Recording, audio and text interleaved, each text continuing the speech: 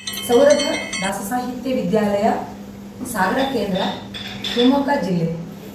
ಇಲ್ಲಿನ ಸಾಹಿತ್ಯ ವಿದ್ಯಾಲಯದ ನಾವುಗಳು ಈ ದಿನ ವಿದ್ಯಾಲಯದ ಸಂಸ್ಥಾಪಕರಾದ ಶ್ರೀ ಶ್ರೀ ತೀರ್ಥ ಶ್ರೀಪಾದಂಗಳವರ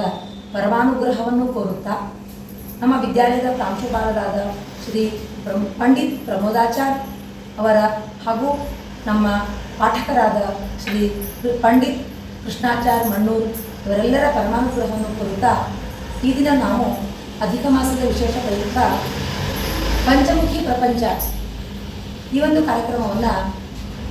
ಪ್ರಸ್ತುತವನ್ನು ಪಡಿಸ್ತಾ ಇದ್ದೇವೆ. ನಾವು ಕೋಲಾಟವನ್ನು ಬಂದ ಕೃಷ್ಣ ಛಂದದಿಂದ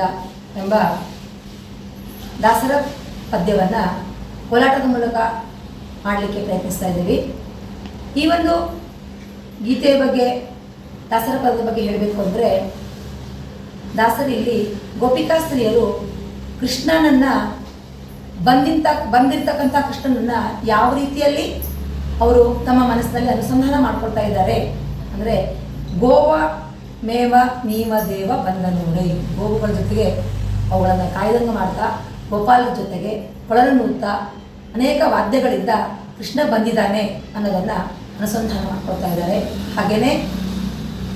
ಅವನ ರೂಪ, ಕೃಷ್ಣನ ರೂಪ, ಆ ರೂಪವನ್ನು ಕೂಡ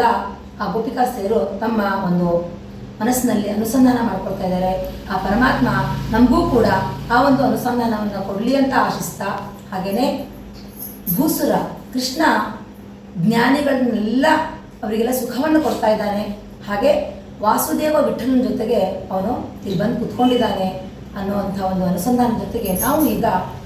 ಬಂದ ಕೃಷ್ಣ ಚಂದದಿಂದ ಎನ್ನುವ ಗಾಯನಕ್ಕೆ ಬಂದ ಕೃಷ್ಣ ಚಂದದಿಂದ